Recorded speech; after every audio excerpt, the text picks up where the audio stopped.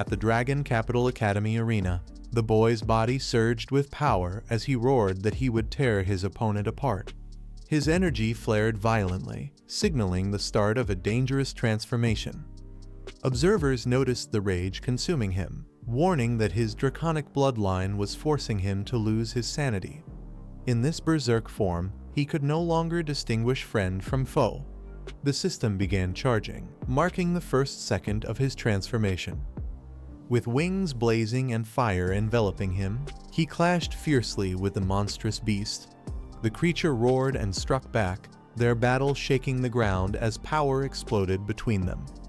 The system counted into the second charge as he kept pressing forward. Yet the warning grew louder. If he continued in this draconic form, he would completely lose himself and turn into a mindless beast that killed on sight. The berserk fighter's attack smashed his opponent to the ground, leaving him bloodied and helpless. Even in his battered state, the victim cried out for the rampage to stop, but the strikes only grew fiercer. Nearby students panicked, calling for help as protective barriers were raised in desperation.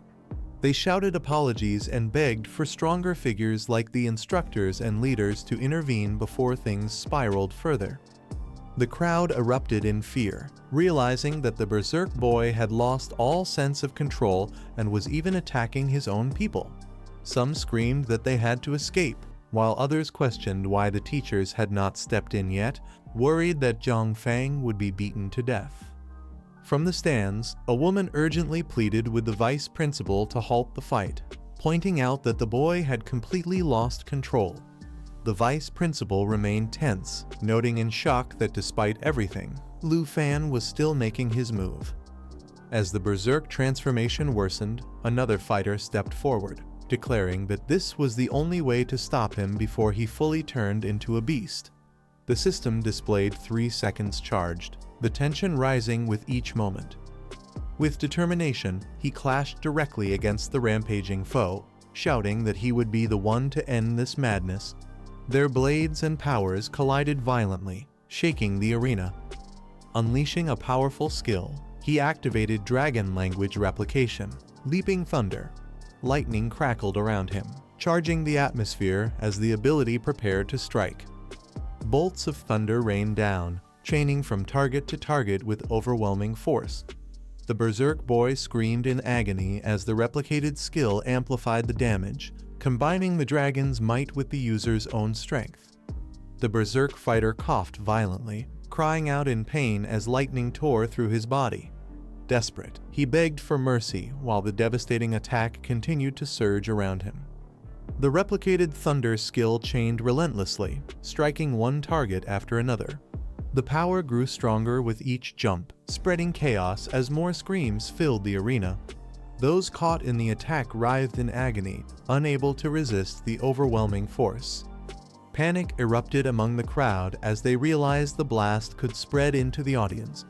People rushed to escape, shouting that both fighters were insane for unleashing such dangerous power.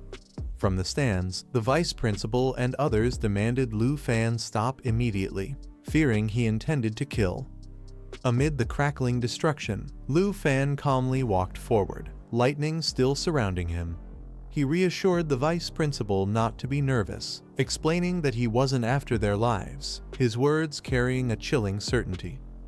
As the dust settled, Lu Fan calmly stated that while his opponents would survive, they would be spending several days in the hospital.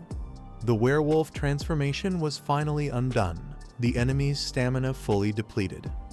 The crowd erupted in disbelief, stunned that Lu Fan had taken down everyone with a single skill. Some muttered that the wait had been worth it, while the announcers declared the final assessment officially over. The victors were announced: Lu Fan, Jianying, Qin Qiu, Tao Xiaoman, and their external supporter, Han Qi. Excited voices called out, praising Lu Fan's incredible performance, while his companions asked if he was tired and urged him to prepare for the victory feast. As the celebrations began, Lu Fan quietly turned away, his calm demeanor drawing attention once more. Someone watching closely called out softly, surprised, "Little Fan?" Lu Fan revealed a new summon, a dragon girl who appeared with radiant energy. Her sudden presence stunned the audience, drawing gasps and admiration. The crowd erupted in chatter, some amazed at her cuteness and others doubting the bond, saying the colors didn't even match.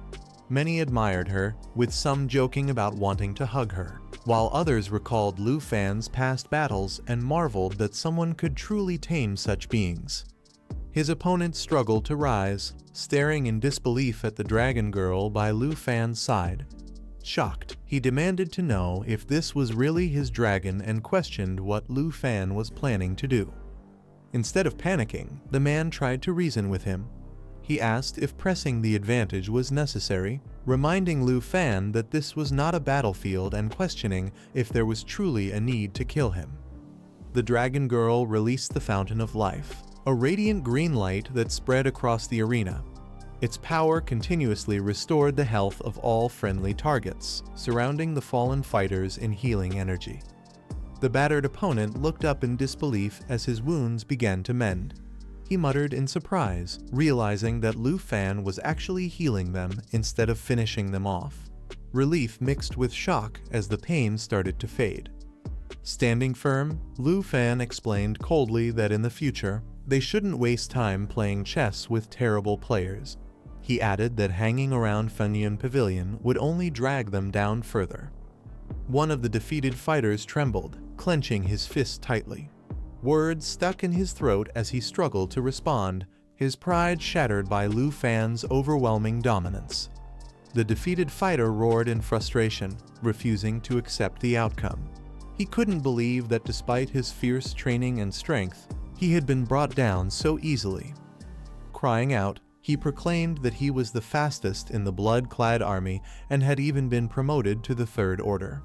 Yet all that power meant nothing as he lay beaten in front of a student. His voice cracked with disbelief as he questioned how someone like Lu Fan could defeat him with such ease. The humiliation burned deeper than his injuries. Falling to his knees, he declared the result unfair, calling it too cruel. Lu Fan looked down at him calmly, acknowledging his despair with a quiet response he understood. Lu Fan reflected on how others often dismissed him as just a lucky boy who relied solely on his dragon pets to climb to the top. Yet beneath the whispers, his achievements told a different story. His efforts had been countless, devoting himself to raising every dragon, overcoming trials, and constantly facing impossible challenges. His accomplishments were not any less than those who doubted him. In recognition, he had even earned a golden emblem from the Griffin Legion, proof of his true worth. The revelation shocked his opponents, who couldn't believe someone enrolled for only a year could gain such honor. They accused him of lying, their disbelief echoing across the arena. The announcement stirred the crowd, with whispers speculating about Lu Fan's ties to recent events in the Tixi Nation. The vice principal, however, ended the tension, assuring that no one else would be harmed and instructing Duhan to leave with him. Lu Fan assured his opponents that he wouldn't abuse his power to toy with them. Instead, he advised them to keep training so their strength would one day match the positions they sought. Meanwhile, his companions cheered in excitement. Xiao Fei eagerly shouted about enjoying delicious food soon, while another urged Elder Sister Han to hurry, already looking forward to the grand victory feast. On the other side, the defeated fighters struggled to recover. One tried to help his leader up, but the man stubbornly pushed him away, insisting he could stand on his own despite his battered state. Clutching a mysterious gem tightly, the man smirked to himself, laughter spilling out as he muttered with a dark tone, hinting that his defeat might not be the end. Holding the glowing gem in his hands, the defeated man realized the truth. He admitted that he was the one whose strength did not match his position, the weight of his loss finally settling in. That evening, after the grand victory feast, the scene shifted to Villa No. 2 at Dragon Capital Academy, where the night grew calm and quiet.